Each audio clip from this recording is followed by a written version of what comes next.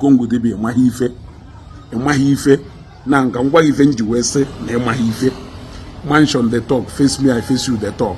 Ebe oke na ngwere na ụchụchụ ọhụụ na-esi na-apụta ọ bụ iti gere Ifeanyi Ubah okwu gee ntị imecha ka m wee gwa gị ebe uche ụfọdụ.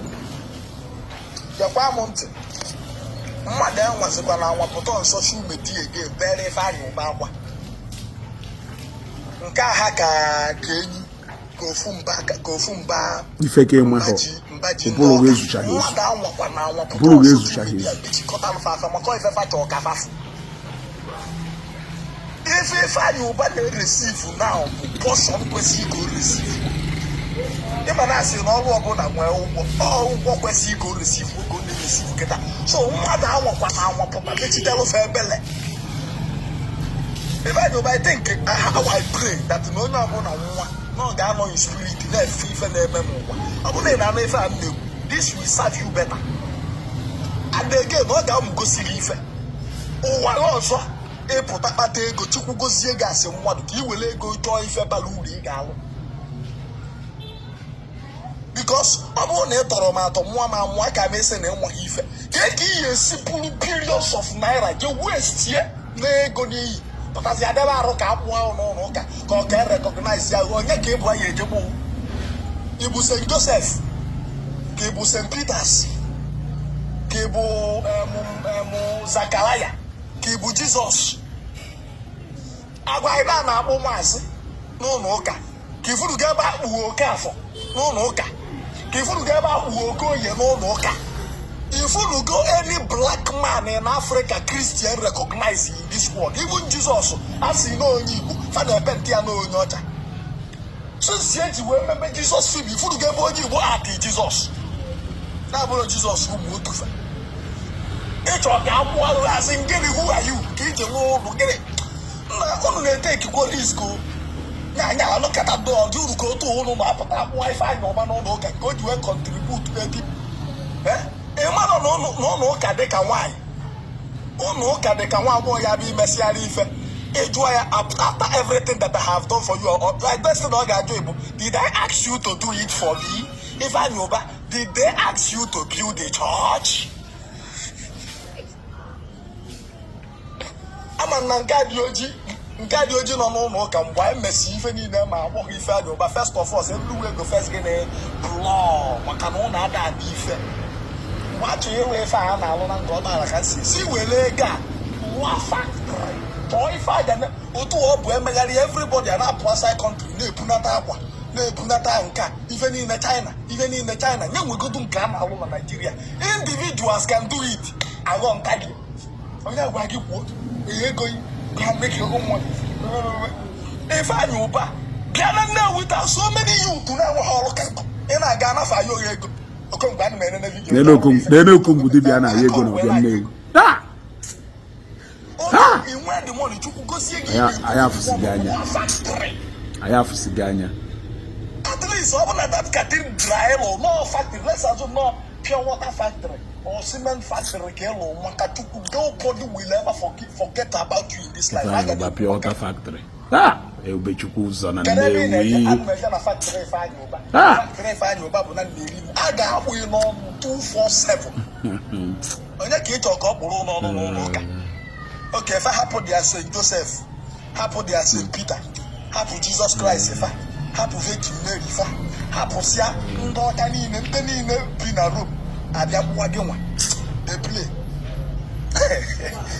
first of all everywhere go first gịnị ọ ya adịghị ka film nwere ọzọ Chukwu gozie n'elu ụwa atọ ọ ga-abụ ime ụnụ ụka abụla anyị nwe ụka bụ investment ndị ọcha ego na-analụ ndị Rome but ọ na-achọghị ịnụ continue building church ịkpata ego ịnwaghị ife ị ga-eji elu jee na-alụ ụlọ ụka inugo elụba ụlọ ụka lụsịa every December kpọọ youth ka efe 1000 bag of rice faribela farie ye that December nye January rice ya agụbafa igbo ezodo onye bịasịa na gate ịrịọ ya ego security working out is disturbing me why no ye disturb as ọgaranya dịka ị ga-alụ factory ọ bụrụgodo oyi ife anya na-alụ ọrụ ka nkụ build oye You to a wall, nobody will disturb you. And that faga one nanatana, your legacy will forever live. Go and ask about Eno Sinfa, Chika Sinfa, Ibe to them. Fazona fa, Gana Rife kitchen equipment to Ghana Rife kitchen equipment. I'm not factor. Many of them see horse oil, many them, or they can see horse oil.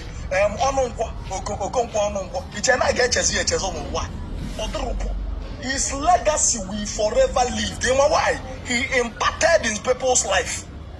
And I go on and ask you and make your own money. If you make your own money, know what you will use it and do. Ifeanyi Ubah, indeed. If you be different kind of people was able to have long at the room. One of Jesus Christ.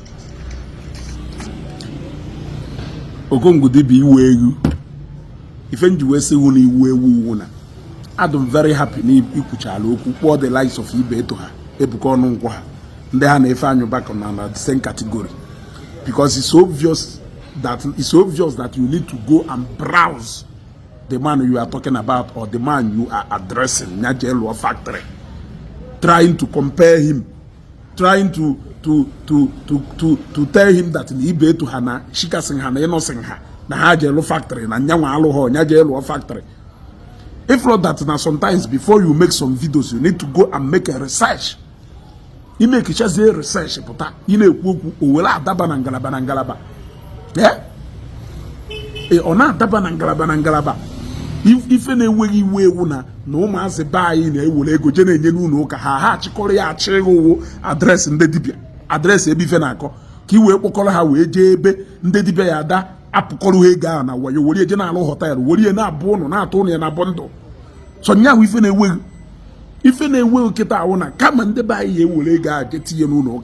How will ye be an epo ye? Can I Pugari? Benwa Dibia, look at you when I call. So Okongwu Dibia drawn out a wounded when I call potata, a pota, and I call over with that Bagari Benwa Dibia, Ebonyi Dibia, and Manabinim and Ebona, Ofubose, Achoba, Ofubos ye na Bini, Nigeria, Mama Dibia na video, you were by he will well a wall. If you're not Yosha, you were by he will well a wall with fair Nanyocha.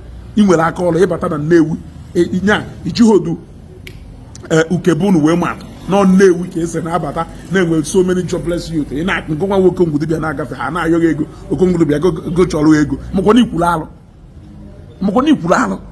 Onyeke, the mother Jayogo and New, Gono Kenalo, in a job one day Dibia na Wayo, in a job one day Dibia na Finco, Macaron, and Meno Catisini Mafia, woke up also in a one video one day, a boss put up all him, Ibisi Nukwisi, Akoka Highway, Akokoso. Look at you are advising Ifeanyi Ubah, a captain of industry, a man who has seen it all, a man who has done did, a man who came, saw and conquered.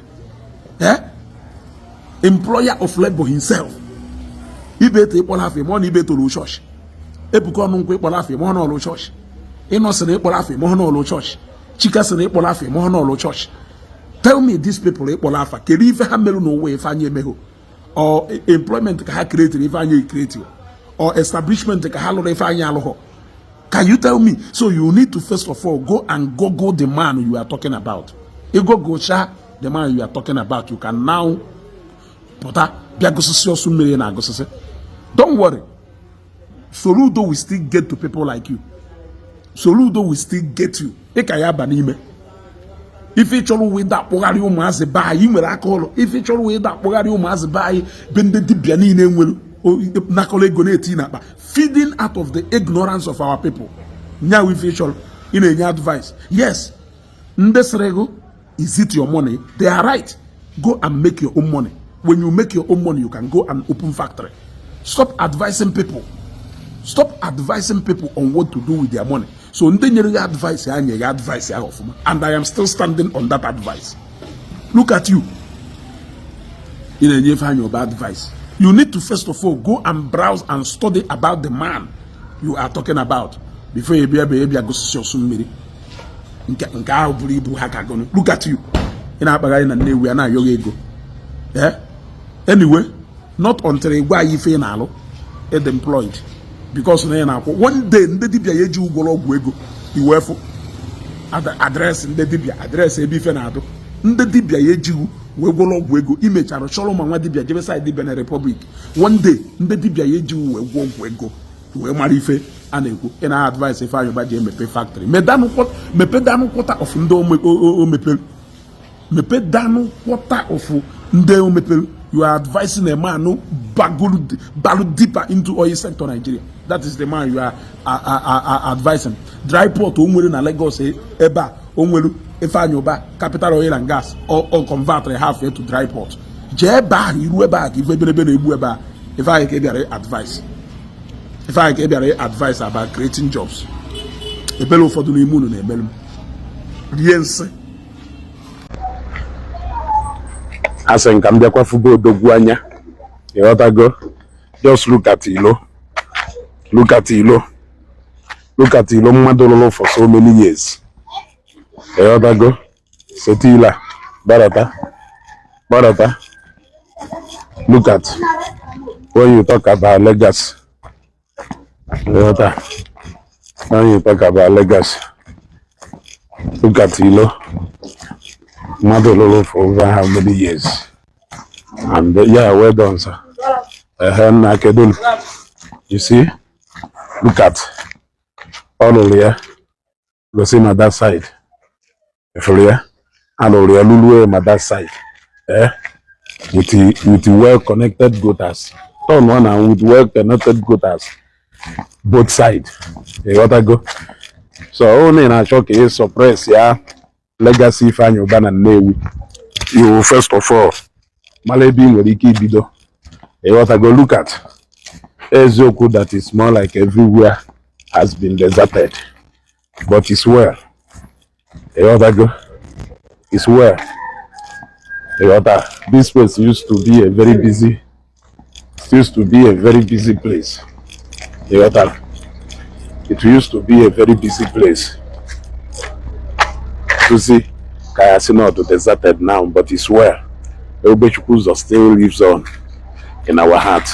You ought to go. Just look at this place used to be busy. You ought to go. Manonye no wamarona if also kolo owasime na Igbo niile, yeah, Igbo niile jekonozo. You ought to. It's a legacy that nobody can wipe away in a Nnewi. Ebechukuzo still lives on. It still lives on. You ought to go. The injustice in a cathedral will just go well.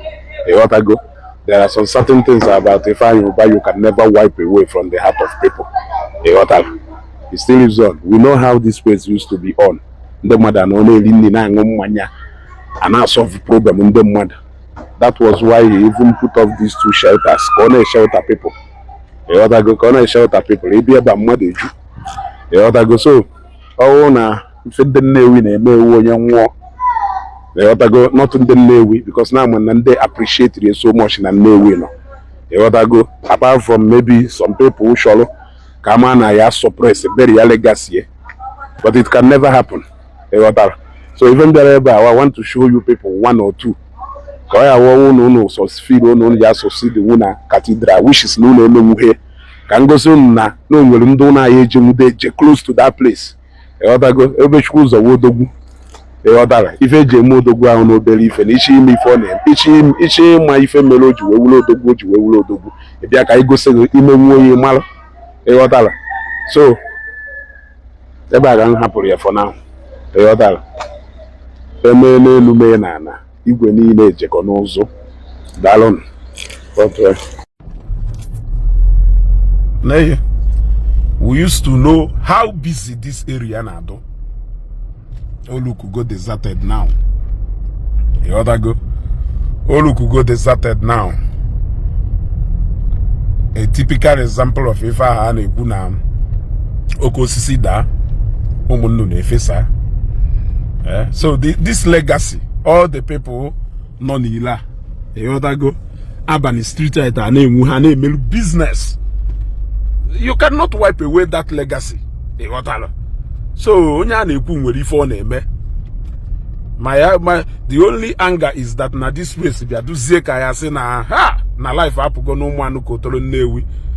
Before this place used to be a powerhouse. Look at it. Eba abakwalo be Ifeanyi. Eyotala eba okwa another gate ibalu be Ifeanyi. Eyotala. Don't know. Eyotala. It's well, mana. Onwe Ifeanyi Ubah.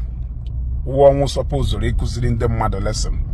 I want to do but it seems like no one Ifeanyi Ubah kuzi whole lot of people on the I can go na emekwe mako ndaiwo. E gotta go. Imekata mako ndaiwo, emagusuko onye ebubechukwu ụzọ ebechukwu ụzọ Nnewi wu powerhouse no way ye.